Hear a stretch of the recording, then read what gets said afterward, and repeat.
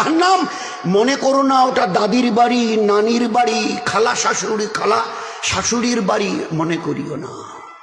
জাহান্নাম তো দেখনি, একসঙ্গে 17 রকমের আযাব জাহান্নামে এক একজন পুরুষ আর মেয়ের উপরে চাপানো হবে। 17 রকমের আযাব একসঙ্গে। 1000 বছর ধরে জাহান্নামের আগুনের জ্বলন, সাপের কামড়, ফেরেশতাদের লাঠির পেটাই, চিৎকার করতে করতে এ আল্লাহ, এ আল্লাহ, এ আল্লাহ, মরে গেলাম, আর বরদাস্ত হচ্ছে না, হয় এখান থেকে বাঁচাও, হয় বাঁচাও, আর নয়তো মেরে শেষ করে দাও, এই আযাব আর সহ্য করতে পারছি না। 1000 বছর ধরে ওই পুরুষটা জাহান্নামে, ওই মেয়ে ছেলেটি জাহান্নামে চিৎকার করবে, আল্লাহ কলিজা ফেটে যাচ্ছে, খিদায় পিপাসায় আর বরদাস্ত হচ্ছে না। 1000 বছর চিৎকারের পরে আল্লাহ ফেরেশতাকে বলবে, আল্লাহ তো দয়ালু, ফেরেশতাকে বলবে যাও যাও, আমার ওই বান্দা বান্দিরা 1000 বছর ধরে চিৎকার করছে, আল্লাহ মরে গেলাম, আল্লাহ হয় একটু কিছু খাওয়াও, একটু কিছু পানি দাও পান করবার জন্য, কলিজা পর্যন্ত কলিজা ফেটে যাচ্ছে, হয় এখান থেকে বের করো, বাঁচিয়ে দাও, আর নয়তো আমাদের মৌত দিয়ে শেষ করো। দোকান থেকে তো বের হবার কোনো রাস্তাও নেই, আর মৌতে তো মৌত করিয়ে দিয়েছে, আর মরারও কোনো ব্যবস্থা নেই ওখানে। তো চিল্লাবার পরে আল্লাহ হুকুম দেবে, যাও এদেরকে একটু খানার পানি দাও। ফেরেশতারা বলবে, আল্লাহ কি খানা দেবো? বলে জক্কুম, জক্কুম খাবার জন্যে। আর পানি কি দেবো? বলে হামিমাও ও গাসাকা। জক্কুম বলা হয় একটা কাঁটাদার গাছ, আমরা এখন তো খুব একটা চোখে দেখা যায় না, ওই ময়নার গাছ রাস্তার ধারে হতো, আর এইরকম লম্বা লম্বা কাটা, আর একটা ছিস করে কাটা হতো, একেবারে চতুর্দিকে কাটা, ওই রকম কাটাযুক্ত গাছ জক্কুম তার নাম হবে, তাকে নিয়ে গিয়ে খাওয়ানো হবে। তো ওটা যখন ফেরেশতারা খাইয়ে দেবে, চতুর্দিকে কাটা থই থই করছে, তো গলার মাঝখানে গিয়ে আটকে যাবে, না গিলতে পারবে, না অক করে ফেলে দিতে পারবে, না ঢোক গিলতে পারবে, না ফেলতে পারবে, গলার মাঝখানে গিয়ে পেট আর মুখের বাইরে আটকে যাবে গলায়। আচ্ছা, এই যে কাঁটাগুলো চতুর্দিকে গলার কণ্ঠনালীতে আটকে গেল, বিষগুলো, এই কাঁটাগুলোর বিষ আছে? কোনো বিষ আছে? দয়ার নবী শুনিয়েছেন, এই কাঁটাগুলোর একটা কাঁটা হাতে নিয়ে কেউ যদি দুনিয়ার একটা জমিনের উপরে একটু দাগ দেয়, চিহ্ন দেয়, দাগ, একটা কাঁটার মাথা দিয়ে যদি একটু দাগ দেয়, তো গোটা দুনিয়া বিষের জ্বলে যাবে, গোটা দুনিয়া ওই বিষের চোটে জ্বলে যাবে। তো একটা কাঁটার আসরের মধ্যে যদি ওই বিষ থাকে, তো শত সহস্র কাঁটা যখন চতুর্দিকে আটকে যাবে, কি অবস্থা হবে? চিৎকার আরো বেড়ে যাবে, আল্লাহ পানি পানি। আল্লাহ বলবে হামিমা ও গাসসাক। হামিমা মানে জাহান্নামের আগুনে পানিকে এত ফোটাও যে এর তাপ যেন 1 মাইল দূরে থাকতে ওর কলিজায় গিয়ে পড়ে। 1 মাইল দূরে ফেরেশতারা বর্তনে নিয়ে আসবে গামলায় গরম পানি, 1 মাইল, নবীজি বলছেন 1 মাইল দূরের থেকে ওই গরম পানির তাপ তার কলিজায় লাগবে, তাপ, কলিজা সিদ্ধ হওয়ার মতো অবস্থা। 2 গাসসাক, জাহান্নামীদের ঘায়ের রক্ত মিশ্রিত পচা দুর্গন্ধযুক্ত পুঁজ, এটাকেও জাহান্নামের আগুনে গরম করে নিয়ে আসা হবে। ঠান্ডা মাথায় চিন্তা করি দোস্ত, ও দিন যেন দেখতে না হয়। সবার জবানি যাবে, বুড়াপা যাবে, এই 2, 3, 4 তলার ওই উপরে ডানলপের ওই গদি থেকে নামিয়ে ওই বাঁশঝাড়ে পুঁতে দেয়া হবে। ওদিন আসছে নয়, আসছেই। ট্রাই টু রিমেম্বার, ওদিন আ রাহা হ্যায়, ইয়াদ রাখনা, ওদিন আ রাহা হ্যায়। 1 মাইল দূর থেকে যখন তাপ লাগবে গরম পানি, আর ওই জাহান্নামীদের ঘায়ের রক্ত মিশ্রিত দুর্গন্ধযুক্ত পচা পুঁজ, তাকে জাহান্নামের আগুনে গরম করা। 1 মাইলে থাকতেই বলবে আল্লাহ আল্লাহ আল্লাহ, ফেরেশতাকে বলো আমি আর পান করবো না, আল্লাহ আমার পিপাসা মিটে গেছে, নিয়ে যাও। আল্লাহ ফেরেশতাকে বলবে জবাব দাও। ফেরেশতা বলবে তোমার জন্য এটা অ্যালট হয়ে গেছে, সিলেক্ট হয়ে গেছে তোমার জন্য। ওই যেমন বাড়ি ঘর অঞ্চল অফিসে, বিডিও অফিস থেকে সিলেক্ট হয় না, আপনার এত ভাতা, এত ইমামের বেতন, এত মুয়াজ্জিনের বেতন, ওটা অ্যালট হয়ে গেছে। তো ফেরেশতারা বলবে এটা আল্লাহর তরফ থেকে অ্যালট হয়ে গেছে। এইবারে বর্তনে ওই গরম পানি আর পচা রক্ত মিশ্রিত পুঁজ ঠোঁটের কাছে লাগিয়ে দেওয়া হবে, পান করো। দয়ার নবী, দয়ার নবী সাল্লাল্লাহু আলাইহি ওয়াসাল্লাম বলছেন, যখন এই পেয়ালা এনে, ওই গামলা এনে গরম পানি আর পুঁজের ঠোঁটে লাগানো হবে, তো লাগানোর সঙ্গে সঙ্গে এই ঠোঁটটা ফুলে গিয়ে পায়ের কাছে এসে পড়ে যাবে। নিচের ঠোঁটটা, উপরের ঠোঁটটা ফুলে গিয়ে মাথার উপর দিয়ে গিয়ে পিঠের উপরে গিয়ে পড়ে থাকবে। হুজুরের উম্মত, হুজুরের উম্মতের মা বোন, ওই দিন আসার আগে জীবনটাকে একটু বাঁচা, ওই দিন আসার আগে জীবনটাকে একটু বাঁচা। এ তো শুনছি, বরদাস্ত হবে তো, বরদাস্ত হবে তো। মৌতের এক ধাক্কা, মৌতের এক যন্ত্রণা, সে কঠিন আযাব। কবরের আযাব তার চাইতে লক্ষ কোটি গুণ বড় বেশি। কিয়ামতের একটা আযাব এই কবরের আযাব থেকে লক্ষ কোটি গুণ বেশি। জাহান্নামের আযাব কিয়ামতের আযাবের থেকে লক্ষ কোটি গুণ বেশি। বলো, আল্লাহর নবী এক সময় কিয়ামতকে বোঝাতে গিয়ে মায়েশা জিজ্ঞাসা করেছিলেন, উত্তর দিয়েছে। আমি হাদিসটা লম্বা করতে যাচ্ছি না, খালি সারাংশটুকু। আয়েশা, তুমি কি বললে? আমার ওই কথাটা শুনে তুমি কি বুঝলে, কি বললে? হুজুর বলছিলেন যে, হুজুর সাল্লাল্লাহু আলাইহি ওয়াসাল্লাম আয়েশা জিজ্ঞাসা, কিয়ামতের মাঠটা কেমন হবে, হাসরের ময়দান একটু বলেন না। তো নবীজির চোখে পানি এসে গেছে, নবীজির চোখে, ইমামুল আম্বিয়া আমাদের নবী, দয়ার নবীর চোখে। আয়েশা, এই অসময়ে তুমি কিয়ামতের কথা জিজ্ঞাসা করলে, হাসরের মাঠের কথা।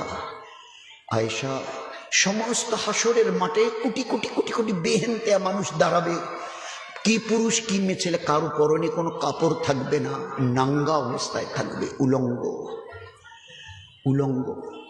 শুনে মা আয়েশা রাদিয়াল্লাহু আনহা মাথাটা নিচু করেছে। হুজুর জিজ্ঞাসা করছে, আয়েশা তুমি শুনে মাথাটা নিচু করলে কেন?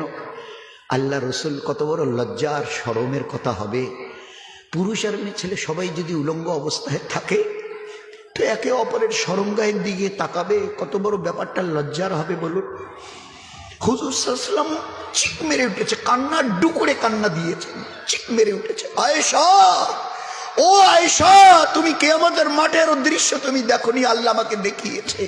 তুমি বলছো একে অপরের শরমগাহের দিয়ে তাকাবে, কত বড় লজ্জার ব্যাপার। আয়েশা, সমস্ত হাসরবাসীর একটা সেকেন্ড অপরের দিকে তো তার তাকানো দূরের কথা, নিজের চেহারার দিকে তাকাবার কারো ফুরসত থাকবে না।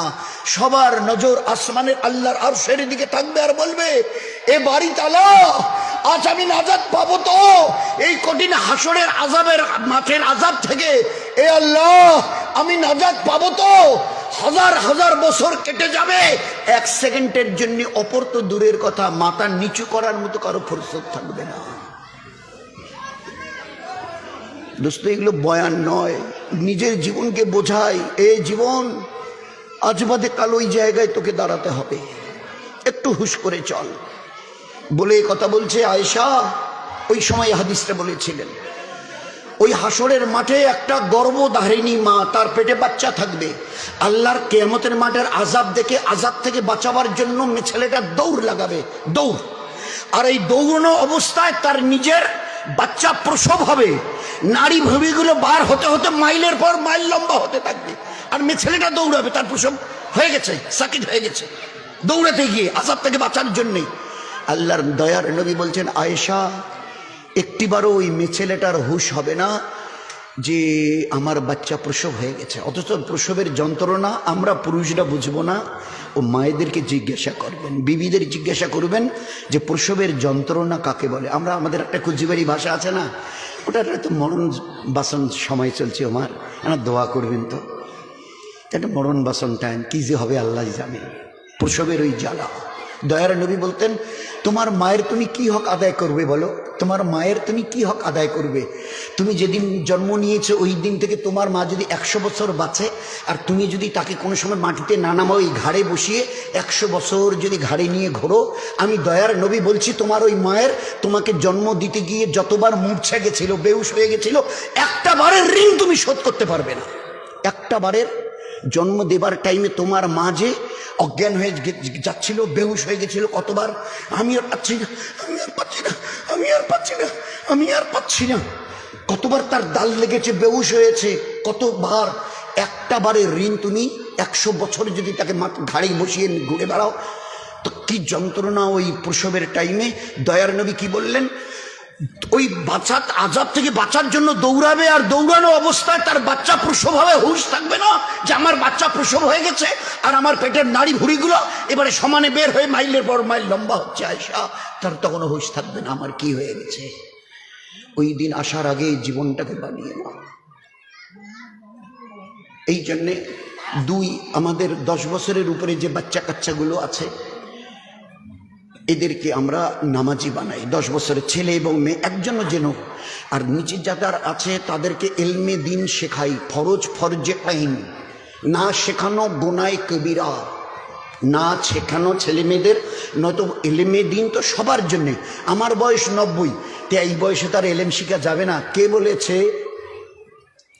কার কাছে শুনলেন? 90 বছর বয়সে আপনি এতদিন মেহনত করেন নেই, এখন হয়তো অনেক সময় হয়। আমার জামাতে ছিল অনেকদিন আগে, ওই তোষা ব্রিজটি আছে না, এলাকা 2টে ব্রিজ হচ্ছে তোষা, যেটা ওই কুচবিহার থেকে বেরিয়ে মাথা ভাঙা দিনেরা যাওয়ার জন্য তোষার ব্রিজ, একটা পশ্চিম দিকে আর পূর্ব দিকেটা তো নতুন। তো ওইটা পার হবার এই দক্ষিণ পাশে এসে এই দিকে একটা বস্তি আছে, ওই বস্তির হাসতুল্লাহ বলে এক ভাই, হসরতুল্লাহ নাম, 64 বছর বয়স, আমাদের জামাতে ছিল, চিল্লায়। তো বহু চেষ্টা করা হয়েছে, বহু চেষ্টা। চাচা লা ইলাহা ইল্লাল্লাহ, লা ইল্লাল্লাহ, লা ইলাহা ইল্লাল্লাহ, লা ইল্লাল্লাহ, 64 বছর বয়সে। এবারে ওর বেচারা আসছে না, কলেমাটা পড়তেই পাচ্ছে না। ইন্না আতাইনা কুলুহু, সূরা ফাতিহা কাকে বলে বলছে জীবনে তালিমে প্রথম দিন দ্বিতীয় দিনের পরে খালি সমানে কাঁদতো। হসতুল্লাহ ভাই কেন কাঁদছেন? তো বলে বাম্মা শিখায় নাই, কি করবো আমি, আমরা মরে গেছি, কি করবো? মুখে একটা বাঁশ দিবেন, বাঁশ, এই যে বাঁশের থোপের একটা বাঁশ দিবেন, বাঁশ মোর্শতে কথা কয়, মুখ বাঁশ দিবেন, বাঁশ মোর্শতে কথা কয়। মুখ যদি একটা বাঁশ দিয়ে কন, মুখ আঁকি দিবার পাবো, এই মন মতো ছবি করে দিবার পাবো বাঁশ। তো আমি বাঁশক এমন করি ছিলি, এমনভাবে মানে গাতি হেনে দেন, তোমার মতো মানুষ তৈরি করি দেন। ছোট থেকে উল্লার উপরে মেহনত করছি, উল্লার আমি ওস্তাদ হয়েছেন, বাঁশ মোর্শতে কথা কয়, কিন্তু মা বাবাও শিখায় নাই, আমরাও কোনোটাই শিখি নাই, যার জন্যে কলেমাটা সূরা ফাতিহাটা ইন্না আতাইনাটা মুখতে আসে না। এই জন্য উনি আর এবারে ঠিক করে নেবেন না। দয়ার নবী কি বলছে যে না, তোমার বয়স 64 চলছে, আর চেষ্টা করার দরকার নেই। আল্লাহ রসুল তো বলছিলেন ইলমি দিন শেখো জন্মের দিন থেকে নিয়ে কবরে যাওয়ার দিন পর্যন্ত। উতলুবুল ইলমা মিনাল মাহাদি এলাল লাহাদ, লাহাদ বলা হয় কবর। আমি বয়সের কথা বলতে চাইনি, আমি আমার উম্মতকে বয়সের কথা শোনাতে আসিনি। ইলমি দিন এত বড় ফরিজা যে জন্মের দিন থেকে শিক্ষা শুরু করো, আর যতদিন কবরে যাওনি। এখন বয়স কত চলছে চাচা? বলে 104 বছর। বলে এখনো আপনাকে এলমি দিন শিখতে হবে। নবীজি বলেছে কবরে যাওয়ার দিন পর্যন্ত। তো নিজেরও জন্যে তাহলে বলে এলমে ফরিদা আলা করলে, তো নিজেরও জন্যে, বাচ্চা বাচ্চাদের জন্য। তো 2 এলমি দিন শেখানো। 3 বাচ্চা বাচ্চাদের সুন্নত তরিকায় তরবিয়াত করি। শর্ট করি এবার, সুন্নত তরিকায় তরবিয়াত। আপনাদের এলাকায় এই কি যেন বালাঘাটের আপনাদের এলাকায় হয়তো নাই, বাইরে গিয়ে দেখবেন। আগে মা, একদিন কয়েক আগে আমাদের মুসলমানের ঘরের মায়ের কোলে যখন বাচ্চা কাঁদতো না, দুধ পিতা হুয়া ছোট বাচ্চা, তো মা বলতো আব্বু চুপ চুপ, এ মা চুপ চুপ, বাঘ আসবে, ভালুক আসবে, হাতি আসবে, গন্ডার আসবে। এই মাই পিছনে সাহাবারা, তাদেরও কোলে বাচ্চা কাঁদতো, সাহাবাদের মায়েদের কোলে ছোট বাচ্চা কাঁদতো। সাহাবাদের মায়েরা কি বলতো? আম্মি চুপ চুপ, আব্বু চুপ চুপ, আল্লাহ আসবে, রসুল আসবে, ফরিস্তা আসবে, কিয়ামত আসবে। একই মা সেদিনের মা দুধ পিতা হুয়া বাচ্চাকে বলতো আল্লাহর কথা, রসুলের কথা, ফরিস্তার কথা, কিয়ামতের কথা। আর আজকের দিনের মায়ের কোলে, মুসলমানের মায়ের কোলে বাচ্চা কাঁদলে বলে চুপ, বাঘ আসবে, ভালুক আসবে, হাতি আসবে। ও বাচ্চা জন্মের পরের থেকে আল্লাহর নাম শুনতো। আমাদের ঘরের বাচ্চা মায়ের কোলে জন্মের দিন থেকে জানোয়ারের নাম শুনছে। আছে আমাদের এলাকায়, আপনাদের এলাকায় হয়তো নেই, বাইরে গিয়ে জিজ্ঞাসা করে খবর নেবেন। আপনারাও আজকের গিয়ে জিজ্ঞাসা করবেন, কোনো গোনা নেই, জিজ্ঞাসা করা যাবে, একদম শরীয়তে জায়েজ আছে। মা থাকে তো মা, যদি বিবি থাকে তো বিবি, আম্মা। তা আমরা তো দুই ভাই, তুমি জন্ম দিয়েছিলে, তা তুমি যে যখন আমাদের 2-2.5 বছর তো দুধ পান করিয়েছিলে, তা তুমি কি নিয়ত করতে আমাদের যখন দুধ পান করাতে? তুমি কি নিয়ত করতে বলো না মা? বিবি, আমাদের তো একটা বাচ্চা, 3টা বাচ্চা, তা তুমি তো 2-2.5 বছর করে দুধ খাওয়াতে। ছোট বাচ্চাদের 2.5 বছর পর্যন্ত ইমাম আবু হানিফা রাহমাতুল্লাহ রায় দুধ পান করার। তা বাচ্চাকে যে দুধ পান করাতে কি নিয়ত করতে তুমি? তো এরা আসমান থেকে পড়বে, আসমান থেকে বাচ্চাকে দুধ খাওয়াবো, তো আবার নিয়ত কিসের? ওটা কি নামাজ না রমজানের রোজা? এরা তাজ্জব হয়ে শুনবে যে বাচ্চাকে দুধ পান করাতে আবার নিয়ত করতে হয়। 1,00,000 সাহাবাদের মা, একজন মা খুঁজে পাওয়া যায়নি যে মা দুধ পান করাবার সময় বিনা নিয়তে তার বাচ্চাকে দুধ পান করিয়েছে। একটা মা খুঁজে পাওয়া যায়নি, লাখের একটা।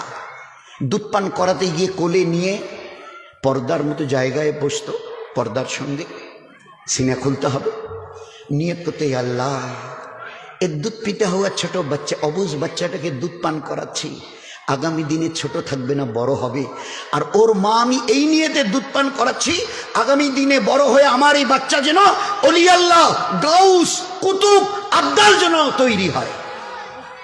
এই নিয়তে মা তার বাচ্চাকে দুধ পান করাতো। এই নিয়তে আমরা আমাদের বাচ্চাদের বলি, এই আব্বু এদিকে, এই দেখ তোর খালা খালু আসছে, যা দৌড়ি গিয়ে সালাম দে। আমার 1-1.5-2-3 বছরের ছেলে মেয়েটাকে আদব শিখিয়েছি, বাড়িতে কেউ এলে গেলে সালাম দেয়। হ্যাঁ, কিছু শেখাচ্ছে নিয়ে কথা নয়। ওই তোর খালা খালু যাচ্ছে, মা কোলে নিয়ে হাত বাচ্ছে, ভাই সাহেব এই যে তোমার ভাইস্তা দেখো যে টাটা দিবে লাগছে, টাটা তোর নানা বাড়ি যাচ্ছে, নানা যে টাটা দে, টাটা দে, নানিমা টাটা টাটা টাটা। এখনো যে আল্লাহ তার জমিনের উপরে আমাদেরকে বাঁচিয়ে রেখেছেন, জমিনকে 2 ভাগ করে, আল্লাহ পাক ডুবে গারদ করে দেয়নি, এটা তার দয়া মেহেরবানি ছাড়া কিছু নয়। নাম নিচ্ছি শ্রেষ্ঠ নবীর, আমি নাকি শ্রেষ্ঠ উম্মত, আর আমি আর নিজে মা হয়ে আর বাপ হয়ে বাচ্চা বাচ্চাকে ইহুদ আর নাসারা টাটার বাই বাই শেখাচ্ছি।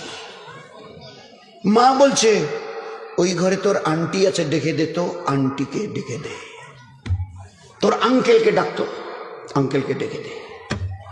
আমার নবী কিছু শেখাতেই পারেনি, কিছুই ছিল না তার কাছে। হায় রে আফসোস, ধিক শত ধিক আমাদের। আমি মাঝে মাঝে বলি, আপনারা যখন ওই কাক হয়ে ময়ূরের পাখা লাগান, কাক হয়ে ময়ূরের পাখা, এইবারে গিয়ে কোনো সোনার দোকানে, মিষ্টির দোকানে, কাপড়ের দোকানে গিয়ে যখন বাচ্চারা আঙ্কেল আন্টি এইসব বলে, তখন বিনা পয়সায় মিষ্টি খাওয়ায় তো, বাসের কোনো ভাড়া নেয় না তো, গয়না নিলে কোনো দাম দিতে হয় না তো। তো এইসব কিসের জন্য এই বলছেন? আল্লাহ পাক কোরআনে করিমের মধ্যে খালা খালু দাদি দাদা এগুলো কিচ্ছু শেখায়নি। আমাদের নবী কাকে কি বলে ডাকতে হবে, মামা মামানি কিচ্ছু শেখায়নি। খালুজি খালি খালা আম্মা কিচ্ছু শেখায়নি। ফুপাজি ফুপু আম্মা কিচ্ছু শেখায়নি। আমাদের নবী কিচ্ছু জানতো না। গোটা দুনিয়া আজকের যেখানে বিজ্ঞানের তরক্কি করেছে, গোটা দুনিয়া জ্ঞান আর বিজ্ঞানের মডার্ন টেকনোলজির যেখানে তরক্কি উন্নতি করে দাঁড়িয়ে আছে, আমার নবীকে জ্ঞান ও বিজ্ঞানের যেখানে পৌঁছে দিয়েছিলেন, ওই জায়গায় এই দুনিয়ার মডার্ন সায়েন্সকে পৌঁছতে আমি কসম দিয়ে বলছি কয়েক লক্ষ বছর যাবে তোমাদের। চিনি আমরা আমাদের নবীকে। একটা সুন্নতকে বুঝতে 1400, দুইটা বুঝতে কতদিন যাবে? গোটা জীবনের সুন্নতগুলোকে বুঝতে। আমি তোমাদের নবী বলছি, কোনো গরম খাবারে ফু দিও না, নাক দিয়ে হোক মুখ দিয়ে হোক। আমি নবী মানা করছি। নিঃশ্বাস নিলে O2 অক্সিজেন যায়, আর ওই হাওয়াটাই ভিতরে গিয়ে বেরিয়ে আসে CO2 কার্বন ডাই অক্সাইড হয়। এটা আমার নবী জানলো কি করে? ও দুনিয়াওয়ালারা জবাব দেবে। Is there any satisfactory answer from yourself? আছে উত্তর, আছে জবাব। সেই দিন শুনে আমরা যখন বলতাম, আমাদের মৌলানারা বলতো, ভাই কোনো খাবারে মুখ নাকের হাওয়া দেওয়া যায় না। তো গায়েররা কি বলতো? দুনিয়ার তরক্কি যারা করতো তার, এগুলো তোমাদের ধর্মের বাড়াবাড়ি। গরম খাবারে নাকি ফু দেওয়া যাবে না, ঠান্ডা করা যাবে না, গরম খাবার মুখে দিয়ে জিভ পড়ো, ঠোঁট পড়ো, পুড়ে চলো, এগুলো তোমাদের ধর্মের বাড়াবাড়ি। একটা আমার নবীর সুন্নতকে বুঝতে 1400। আজকের দুইয়াতে কান ধরে বলছে আমরা বড় ভুল করেছি, জানতাম না তো যে এই নবী এতটা এক্সপার্ট জ্ঞান আর বিজ্ঞানের। ইয়াসিন ওয়াল কোরআনিল হাকিম, এ তো জ্ঞান বিজ্ঞানের খনি যা নবীজির হাতে তুলে দিয়েছে। আমার নবী সরেও সরা কোনো লোকের কাছে শিখেছিল বই বগল দাবা করে গিয়ে? কেমিস্ট্রি পড়েছিল, অক্সিজেন, হাইড্রোজেন, নাইট্রোজেন পেশাবের রাস্তায় NH4 অ্যামোনিয়া বেরিয়ে আসে পানিগুলোতে। আমার নবী কি করে জানলেন? সিগারেটের টান দিলে নিকোটিন তৈরি হয়, আমার নবী কি করে জানলেন? বলেন না, কি করে জানলেন? সাহাবাদের সঙ্গে বসে কিছু একটা পান করছিল, দুধ, কেতাবে এসছে হাদিসে পাতায়, হাদিসে পাকের দুধ। তো একজন সাহাবী ওই অবস্থায় উঠলো। হুজুর জিজ্ঞাসা করলেন, তুমি খেতে খেতে উঠে গেলে? আল্লাহ রসুল, একটা মাছি ওই দুধের মধ্যে পড়ে গেছে, ফেলে দিতে যাচ্ছে, দুধটাকে ফেলে দিতে, মাছি পড়ে গেছে। হুজুর কি বললেন? বসো, ওই মাছিটাকে দুধের ভিতরে ভালো করে চুবিয়ে দাও, পুরোটাকে চুবিয়ে দাও, চুবিয়ে দিয়ে মাছিটাকে তুলে ফেলে দিয়ে দুধটা পান করো। 1400 বছর পিছনে উম্মি নবী, উম্মি নবী, উম্মি নবী LTI করতেন। আল্লাহ তার চোখে আর সিনাতে কি এলেম দিয়েছিল। 1400 বছর পরে অনেক টেস্ট টিউব ভাঙ্গার পরে পরীক্ষা করে দেখে এই মাছির দুটো ডানা, এ যখন কোনো খাবারে বসে ডানাটা ঢুকিয়ে দেয়, এতে জীবাণু ভরা আছে, জীবাণু, ব্যাকটেরিয়া, ভাইরাস। এটা যখন ও চুবিয়ে দেয় তো ওটা জীবাণু যায়, আর বা ডানাটাকে তুলে ধরে। আর এটাকে যদি এবারে চুবিয়ে দাও, এই ডানাটাতে এই জীবাণু নাশক মেডিসিন ভরা থাকে। ওর এই পাকাটাতে, এই বাঁ হাতের পাকাটাতে জীবাণু নাশক ঔষধ ভরা আছে ওর। এবারে এই ডানাটা যদি চুবিয়ে যাও তো নিউট্রাল হয়ে গেল, জীবাণু যেটা এসেছিল ঔষধ চলে গেল, নিউট্রাল। এবারে তুমি মাছিটা ফেলে দিয়ে খেয়ে নাও। চিন্তা করা যায়? Can you imagine it? আমার নবী কে ছিল? যে নবীর পায়ের কাছে যদি দুনিয়াওয়ালারা পড়ে তো তার হক আদায় করতে পারবে না। আর সেই নবীর তরিকা আমাদের কাছে ভালো লাগে না। বাচ্চাদের tata bye bye, uncle aunty, dad mom, আব্বা আম্মা, খালা খালু বলতে লজ্জা করছে এখন। চিন্তা করা যায়, সব মডার্ন। এখন আর মা, এখন আর আমাদের মায়েরা, এরাও তর্কি করেছে, একটু আপ টু ডেট হয়ে গেছে। এখন আর বাচ্চা কাঁদলে, কদিন আগে বলতো চুপ ভাগ ভালু গাছবে, এখন আর বলে না। সত্যি বলছি, এখন বলে না। কেন? একটা ভালো জিনিস পেয়ে গেছে, আর আমাদের ওগুলো বলতে হয় না। কি করে? কাঁদছিস তো, তোকে চুপ করার ব্যবস্থা আমার জানা আছে। এই যে ছোট্ট চালু করে দিল, 10 দিনের বাচ্চাটা টোয়া কাচ্ছে, আস্তে করে কাত করে একটু শুইয়ে দিয়ে পিঠটাতে একটা বালিশ দিল, আর ওর সামনে একটা বালিশ দিয়ে ওইটা চালিয়ে দিল। যত বেহায়া ছবি, বেহায়া নাচ, উলঙ্গ ছবি, উলঙ্গ গান, উলঙ্গ যা কিছু, বেহায়া। এইবারে ঘাটটা একটু কাত করে দিয়ে বালিশ এপাকে একটা দিয়ে পিছনে একটা কাপড় দিয়ে দেখিয়ে দিচ্ছে ঘাট। এই বাচ্চা এবারে দেখে, একদম দেখার সঙ্গে সঙ্গে চুপ। মা বলছে, এই বেটা আয় আমার আদরের সোনার পুতলা, ছেলে আর মেয়ে, বেহুদা ছবি দেখে তুই বেহুদা হ, আর আমাকে এবারে তোর কান্নার থেকে বাঁচিয়ে দে। আমি এবারে সংসারের কাজ নিশ্চিন্ত মনে রান্না বান্না ধোয়া পাকলা যা আছে করি। মা ও দুনিয়ার জননীরা, আপনাদের হাতে পায়ে ধরে অনুরোধ, যা বরবাদ করার করেছেন আর করবেন না, যা সর্বনাশ করার করে শেষ করে দিয়েছেন, আপনাদের হাত পা ধরে বলছি, আর এদের জীবনটাকে নষ্ট করবেন না। গতকালকের উত্তরবঙ্গ কারা কারা দেখেছেন? একটু হাত তোলেন। গতকালকের উত্তরবঙ্গের খবরের কাগজ কারা কারা কেউ দেখেছেন ভাই? আচ্ছা, ওতে মাথা ভাঙার কোনো খবর শুনেছেন? কোনো ছেলে মেয়ের কোনো খবর শুনেছেন? আচ্ছা, না শুনে থাকে তো আমি চুম্বক বলছি, মোর বাড়িতে মাথা ভাঙা দেয়, মাথা ভাঙারে। গতকালকের উত্তরবঙ্গের খাটের বাড়ির একটা ছেলে আর মেয়ে বাঁশঝাড়ে গিয়ে রেপ করেছে। ছেলে আর মেয়ে দুইটাই মুসলমান, বাচ্চা বাঁশঝাড়ে গিয়ে রেপ করেছে। ছেলেটার বয়স 11 বছর, মেয়েটার বয়স 6 বছর। কেন বিলিভ ইট? ভাবতে পারছেন কোথায় চলে যাচ্ছি? 11 বছরের ছেলে আর 6 বছরের মেয়ে। গতকালকের খবরের কাগজ উত্তরবঙ্গে, গতকালকের খবরের কাগজ উত্তরবঙ্গে। কু আনফুসাকুম ওয়া আহলিকুম নারা, জাহান্নামের আগুন থেকে, দর্দনাক মৌতের আযাব, কবরের, কিয়ামতের, মিজানের, পুলসিরাতের, সর্বশেষ জাহান্নামের। বাঁচান।